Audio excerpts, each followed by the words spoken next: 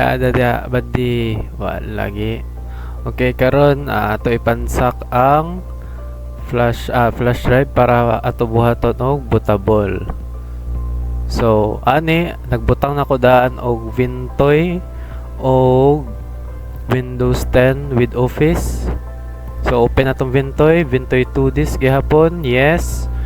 Pagkahuman dayon ato ta sa option, partition style option. At atong pilion ang GPT, ato i-select pod atong flash drive. Tapos install. Pagkahuman ninyo install, yes lang na. Humana ana, igo ra din ninyo i-copy ang inyong Windows 10 with Office. I-copy ninyo dito sa atong gi-installan nga bootable, atong Vintoy. Control V para i-paste na to. Tapos mag-loading lang na. Pagkahuman ana, okay na dayon ang imong bootable nga flash drive. So pagkahuman ani atong gamiton ng atong bootable flash drive nga bag-o pa nato gi-installan sa Vintoy. Restart din nato atong computer, tapos F2 delete para mosulod ta sa BIOS. So nanata sa BIOS, adto din ta sa boot. Pag adto nato sa boot, i-select natong boot option 1. Tapos ato din i-select ang partition 1. Pasabot ana ato i-select ang atong bootable flash drive. So F10 para save, yes lang nato na. Tapos mopaingon na din na sa setup. So karon na nata sa atong boot setup sa Vintoy. Ato nang pilion ang Windows 10 with Office 2021 activated. Tapos loading na siya. So nanata din dire. Ato lang gi fast forward. Next, ato din install now. Start na siya setup. So i-check din ang I accept the terms. Next lang dayon. Ato din to sa custom. Ato din ipang delete ang mga partitions. So delete na. I-delete tanan except sa unallocated space.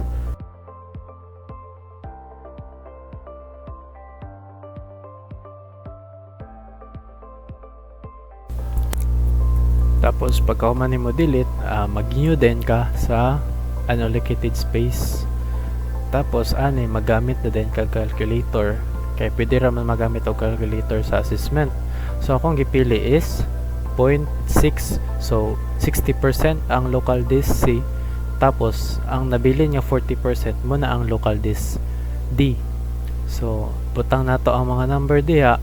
So dapat duha na siya ka primary. So mag-new ta na. Tapos kanang gamay nga kuan mo na tong local disk D. So ato na i-format. Tapos ibalik din nato ang selection dito sa local disk C.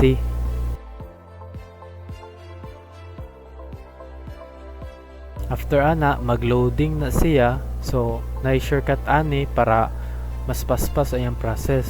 So mag-type ta ni og task mgr para mogawas ang task manager. Adto din ta sa process o pangitaon nato ng setup nga naidako nga number sa key. So ato na siya i-high priority. Change priority din nato para mas paspas ang loading sa pag-setup. So ani magulat-ulat lang ta ani sa medyo blurred. Okay. Finishing na siya. Pa-restart na pod na siya. So sa pag-restart ani pwede nakatuplo ka ng restart now. Pero pwede pod nimo na hulaton ang countdown.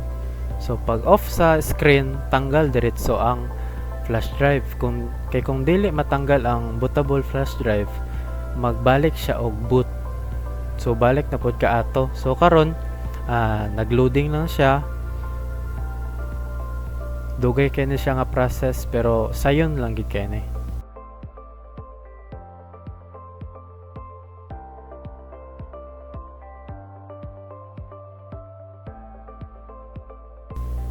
So nanata dire yes lang na ninyo, select lang ang United States, tapos i-okay lang pod ng US, tapos tuplokan to ninyo, tapos i-limit I don't have internet kay umagita internet ana, tapos continue with limited setup.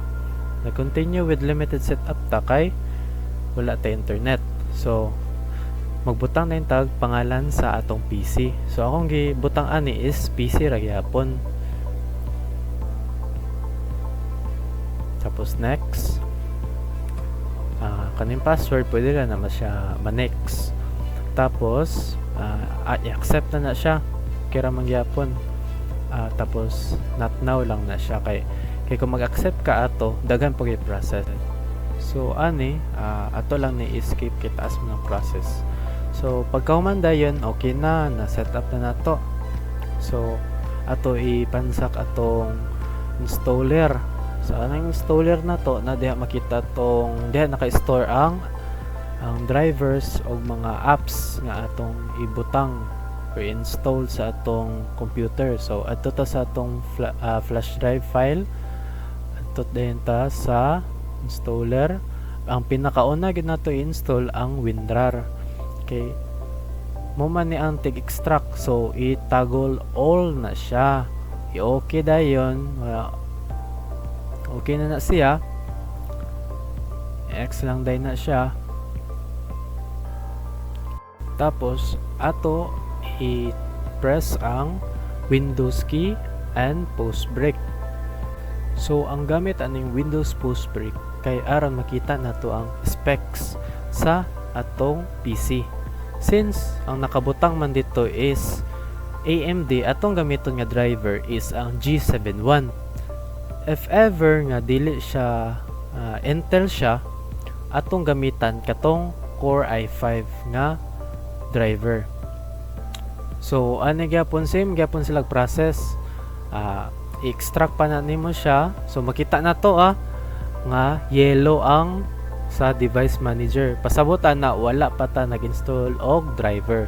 So na-extract na siya, ato lang ng ES, tapos mo loading na din iya pagkahumanda yon anananan mo labas. So pagkahumanda na close ay cancel sa nato ni ato sa ni install. Pagtuplok na to sa install, mo install na po din to mga drivers nga atong gipang check. So after ana is i-restart din nato siya.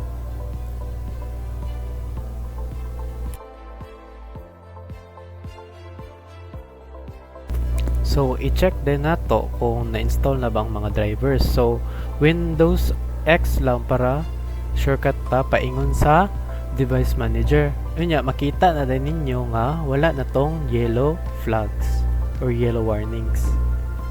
So karon human naman tag-install sa drivers, mag-install na din tag apps. Ang kaning mga apps depende na pud sa accessor kung unsa ilang ipa-install. For example, Chrome ilang ipa-install, mag-install mo Chrome. Pero pwede ra pud Firefox. Pwede pud USB disk. Basta magsunod lang mo sa guidelines.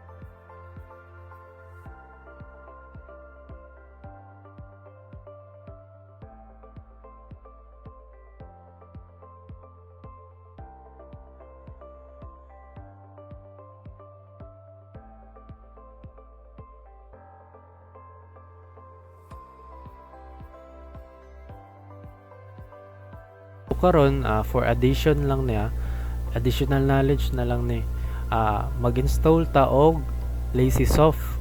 Kay kaning LazySoft magamit nato ni sa pag-recover sa password, sa pag-bypass sa password. In kaso nga kanang malimot ta sa password. So karon maggamit ta og Rufus.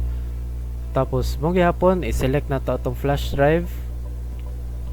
Wala na ta hilabton ana, mag-select din ta adto din ta sa atong desktop kay naa dito atong lazy soft. Adto ta sa desktop, makita din atong lazy soft, tuplokon nato na, i-open nato na. Pagkahuman dayon, i-change na to ang GPT to MBR. Tapos wala na kay tuplokon ana, start lang dayon. Okay na dayon, okay na din na siya. Og mag-loading din na siya. Medyo dugay ni siya pero pag mahuman na siya, anani ang iyang resulta. Pero okay na siya. I-eject lang din imong flash drive. Mara to, bye-bye.